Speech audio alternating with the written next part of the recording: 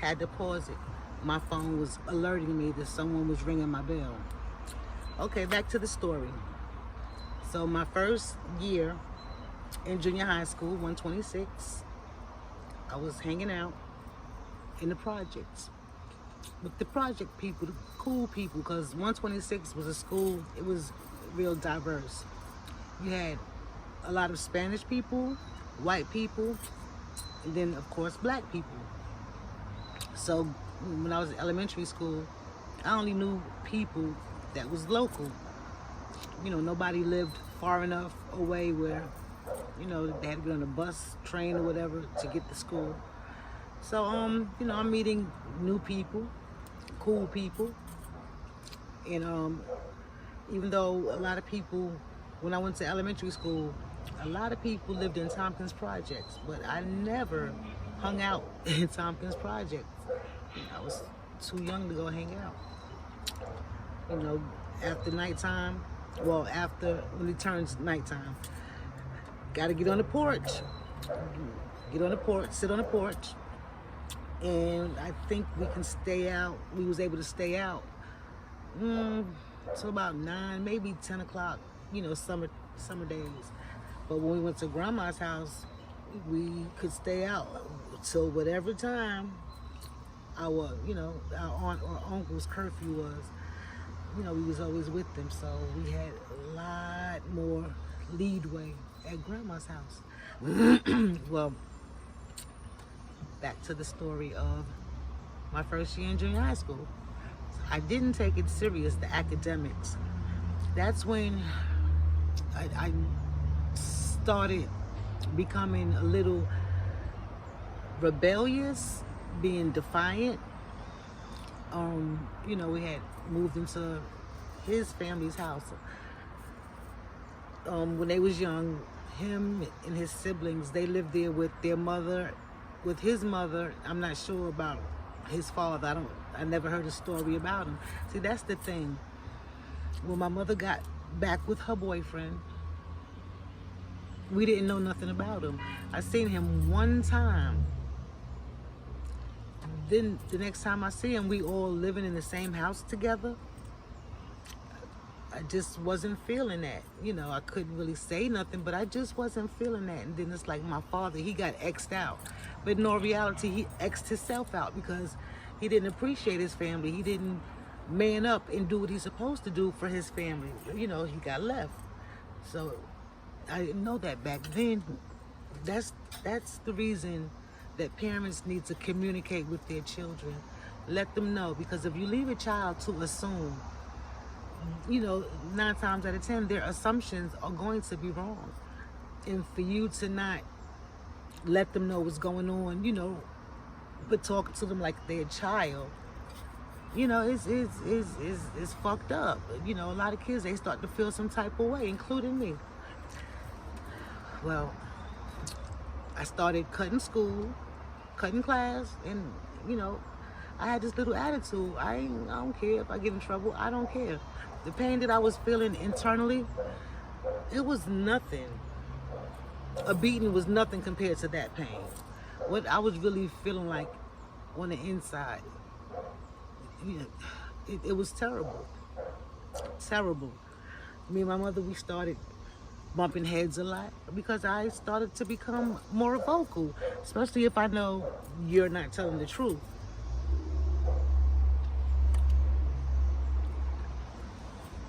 You're saying whatever you need to say to me, just to keep me calm or not being mad or whatever it was.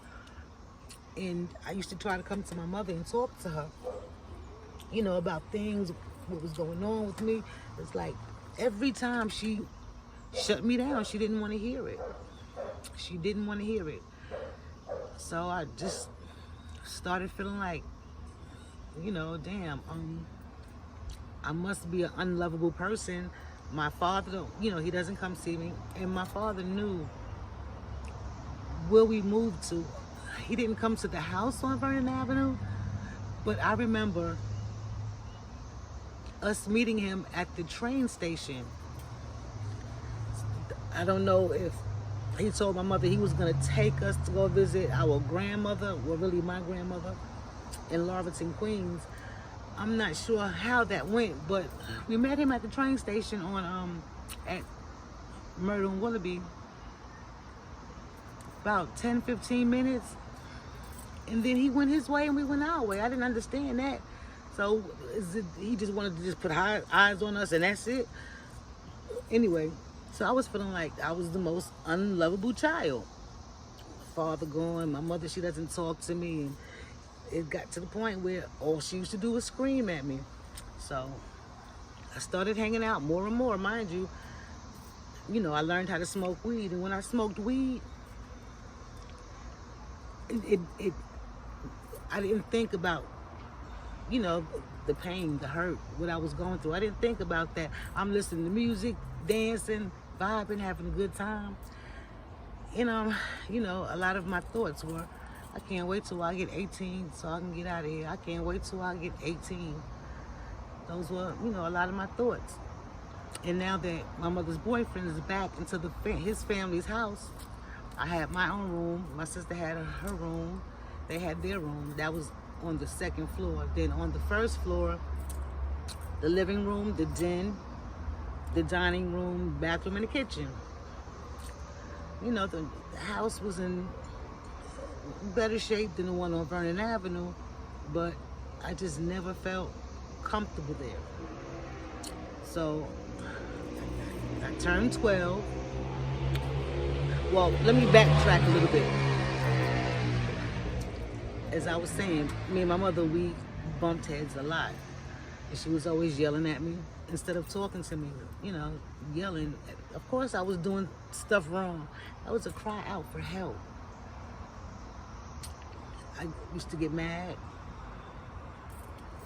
And I used to take a razor blade and cut myself, not deep enough to cut an artery. I just wanted my mother to say something. Anita, what's wrong with you? Come here. Let me wrap that. Let me take care of it, baby. What's wrong? Why are you doing this? Yada, yada, yada. That never happened. Cut my arms, a couple of slashes on my leg. And the only person that took notice to that, the first time I ever did it was on Vernon Avenue. The only person that ever took notice to that was my Uncle Felix.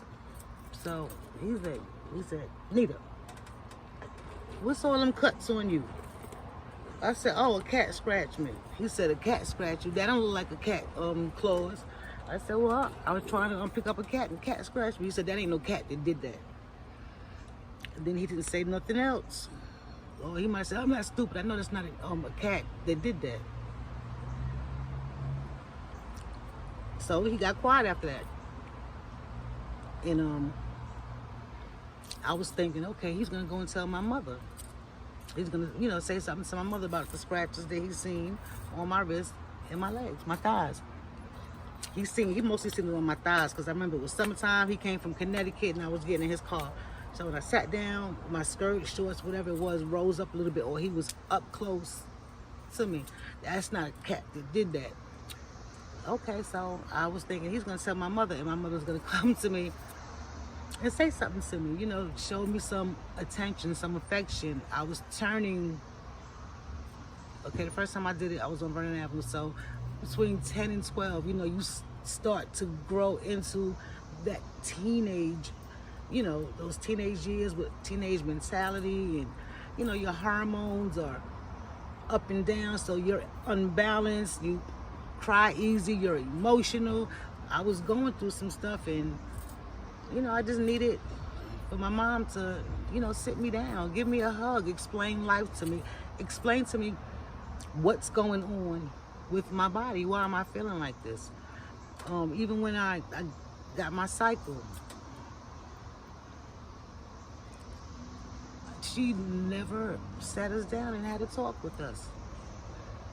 So I had to start the conversation. I said, Ma, I need some pads. What kind?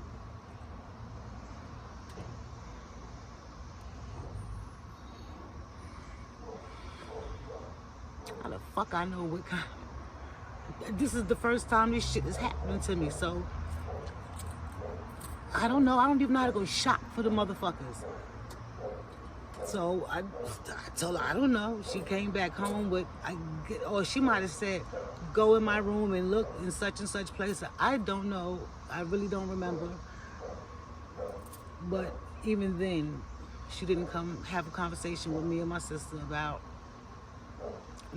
our bodies, menstrual cycles. And come on now, once a girl starts, her cycle, she definitely can get pregnant. Never came to us and had a discussion about pregnancy or, I was one of them kids that believed shit that the other kids said because I didn't know no better. Any crazy shit they said, well, not any, but, some crazy stuff that they said about sex, I believed because I didn't know no better. Thank God I had an Aunt Val. She's 10 years older than me. My Aunt Lisa. She's 3 years older than me, but she's really like my sister. And then I have my actual biological sister, who's a year and a half older than me. So they all started their cycle, of course, before me. So, it was girl talk, and I was there listening in. Thank God that I was able to listen in and kind of know what I needed to do.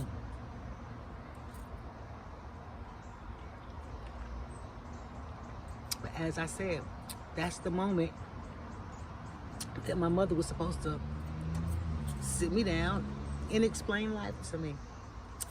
It didn't happen. When you leave a child to assume, about 75% of the time, the child is going to assume wrong. That's where the adults come in at. So I was just feeling distraught. I mean, it was getting worse and worse. Of course, when my mother's boyfriend punched me in the stomach that one time on Vernon Avenue, that wasn't the last time. It happened again. Okay, let me see. 11, 12. Okay, I was turning 12. Okay. Yep. It happened again. He had asked me to go to the store. Okay, I went to the store. Back in the days, we had game rooms. The game rooms was always packed with dudes. So I went to the store. I went to where the game room was a couple of doors down from the store on Nostrand Avenue. So took a couple of steps down to the game room, looked and see who was inside of there. Okay, I had a boyfriend. His name was Oscar. So I seen him, we talked for a minute. So he walked me back home. So I said, well, let me give my stepfather, his, whatever he sent me to the store for, chips or something. I said, let me give these to my stepfather, and then, I'm going to come back with you to the game room. So I took a little bit longer than normal. And he was sitting downstairs in the living room. That's weird, because he never sits downstairs in the living room. He's always upstairs sitting on the side of his bed. So he was just sitting. He had a recliner. That's the only chair he sat in when he came in the living room, that brown recliner. So he was sitting in the recliner. So I came in, opened the door, and I told my friend Oscar, wait right here, little hallway before you get to the living room. So I told him, wait right here. And he was in the living room, and I kind of jumped because I wasn't expecting him to be in the living room. So I said, here go your chips and your change. So I'm reaching my hand out to him, shook the bag, mind you, he's blind. All he had to do was just hold his hand out now to put the chips in his hand with the change. So I'm like, here go your chips. Here's your chips, shaking the bag. Next thing you know, he jumped up and fucking attacked me. This man jumped up and attacked me. He grabbed me, and I'm moving back, kicking him off me. Mind you, my friend Bourne, Oscar, he changed his name later on to Bourne, was in the hallway. He see this man attacking me. He don't know who the fuck was going on. He was like, he said something. He was getting ready to beat that man's ass. He was getting ready to beat Barry's ass. He jumped on me, trying to grab me. He said something, and I said, come on, let's just go. I called my mother on her job, and I told her what happened.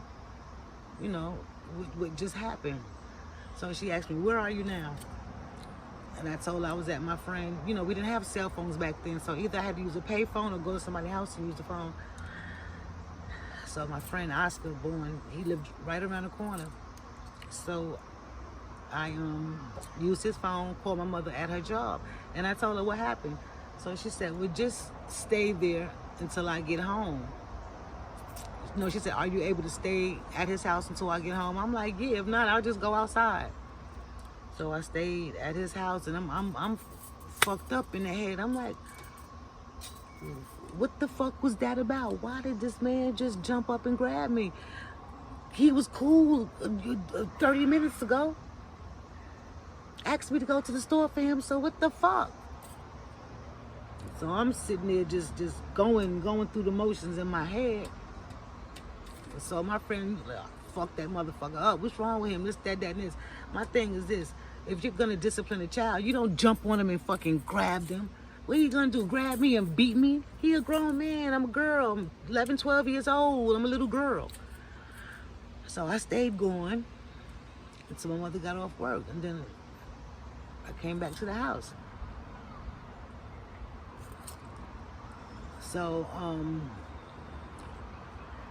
I'm not sure how long it was before. Probably, my mother probably did what she needed to do in the kitchen or whatever. Ate, made him something to eat or something. Then she called me in the room so we can figure out what's going on.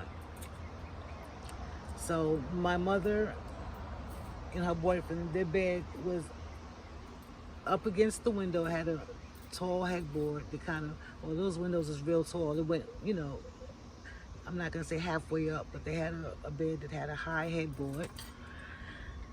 And I'm leaned up against a dresser. She had put a dresser kind of like the middle of the floor, but the dresser had a desk and a couple of drawers like an office desk, like an office desk, but it, you know, it matched the furniture in their bedroom. So she put that kind of like in the middle of the floor, but out of the way.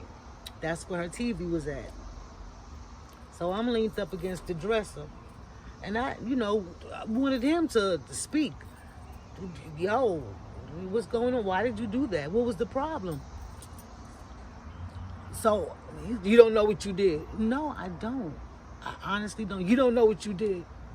No. And he said, you took too long at the store. It don't take you that long to go to a store?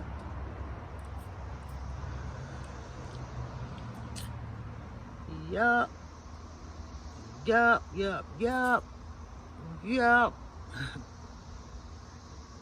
So if a person take too long going to the store, you jump on them? A little girl?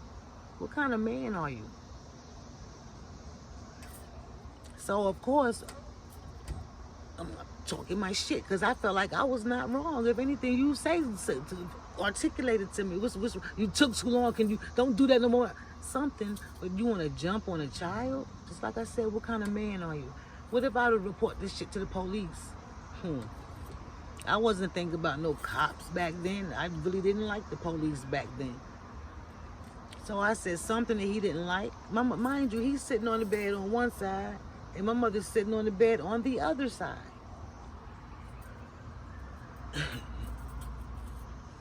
He had a portable, their bed, then a portable closet was kind of close to the desk that I was leaned up against. Didn't have too many closets in that house. Yeah, we didn't even have too many closets in that house. So it was a portable closet with all of his clothes in it. So he had to come from around the bed, go around the portable closet.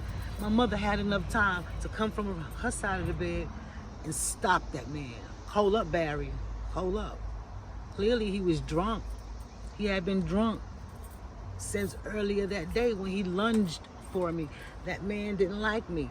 Every chance, you know, he tried to come after me, trying to fight me.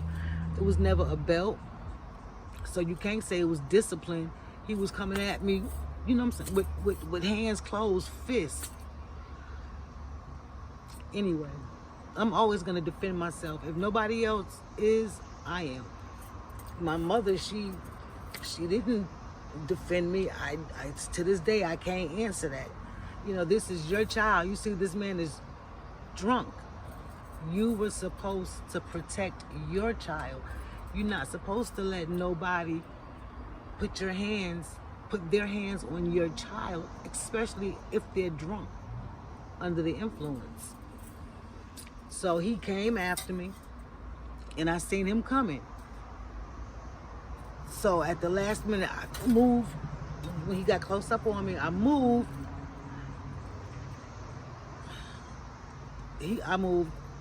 So, his hearing was good since he was blind. He grabbed me. So I was in a position where I can back up. So I'm backing up again. He's trying to grab onto me. So I'm backing up and I'm punching. I'm backing up and I'm punching. And I, being on the ground, whatever happened, I got out the way.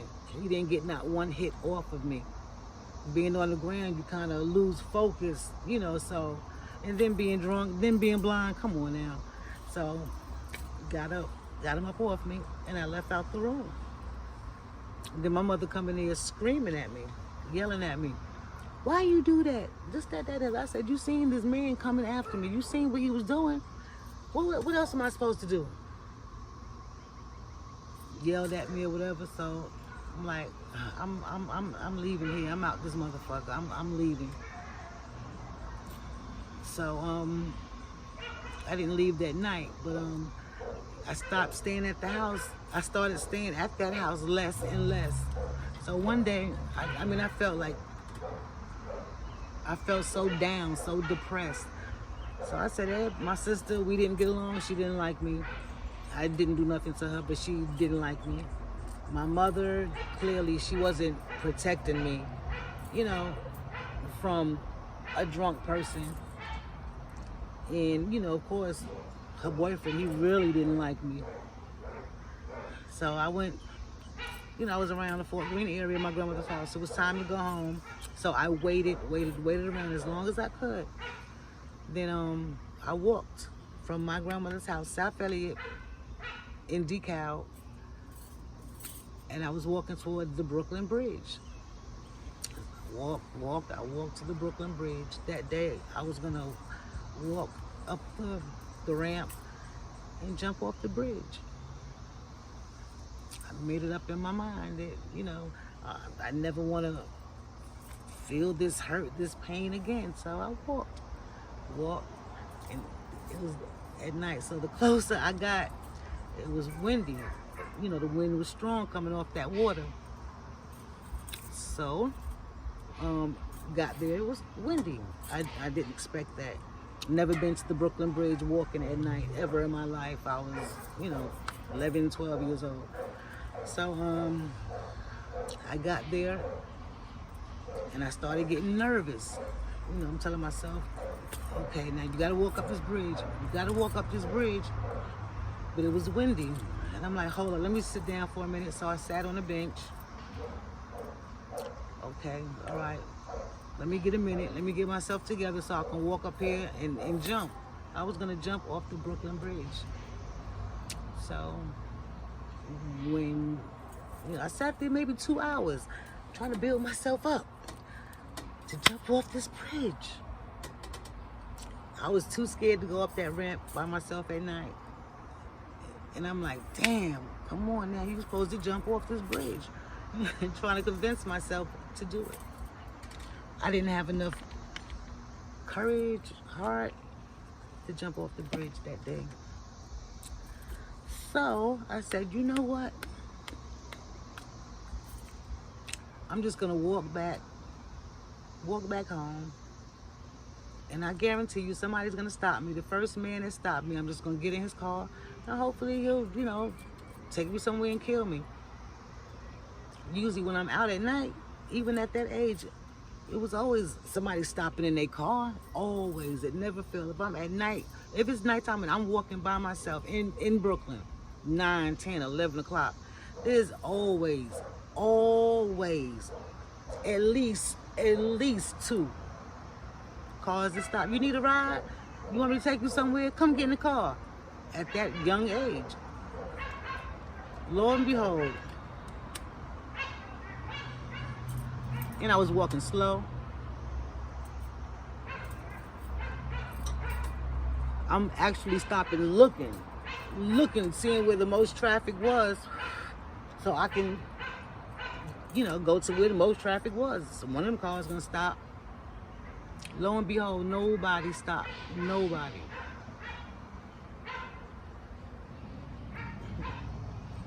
Nobody stopped me. Nobody stopped me. Said get in the car. So by the time I walked back to my grandmother's house, that's where I went. Back to South Elliott in DeKalb. I had I had a little spot in my grandmother's building on the 3rd floor. The tenant had moved out, so the lock was broke. All you gotta do is just push the door real hard, you can get in.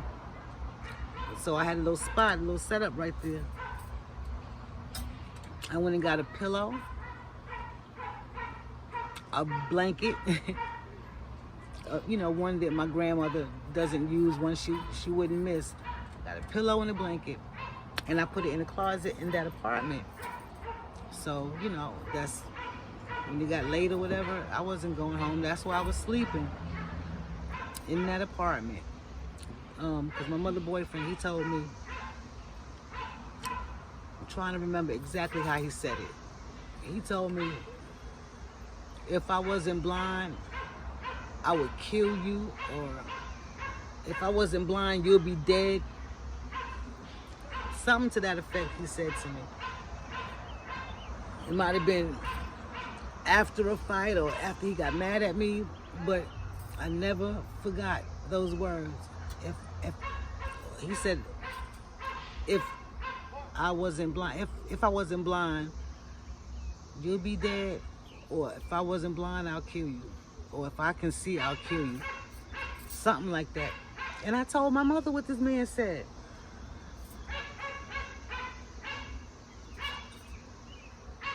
She said he didn't mean it, he was just mad.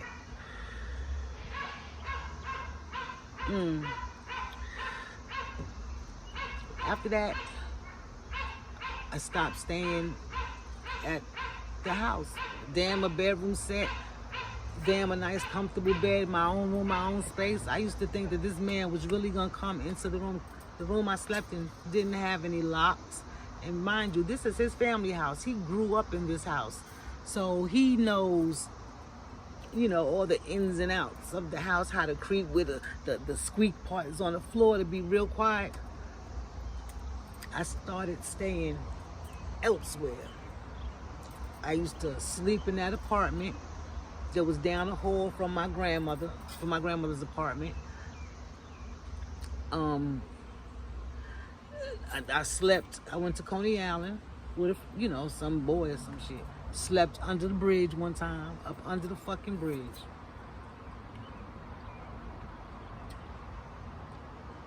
I don't even know, I think we had jackets on or something, and we fucking laid on the jackets. Maybe he had a bag with a blanket. I don't really remember. I've also slept in Fort Greene Projects. In the back of Fort Greene Projects. It was a wooded area. And this dude I used to know, Terry, he had a little setup, cover, pillow, blanket. He had it made up. Kind of like a tree house or something. I even slept there twice. Anything just felt better than sleeping in that house. When I was at that Dean Street, that house, I used to sleep at the foot of the bed. I'm like, just in case this man come in here with a knife or something, and he want to start stabbing me, he's not going to get my upper body. He'll get the lower part of my body. I really believed that this man was going to do something to me. I told my mother. But, nothing happened behind that. But anyway, after I couldn't jump off the bridge, didn't have enough courage, didn't have enough heart I was hoping somebody stopped me, put me in a car, or I'm gonna get in their car and they can do the job for me. I felt like a coward. I'm like, you soft, man. You couldn't even go through what you going through, man. You soft. That's how I felt.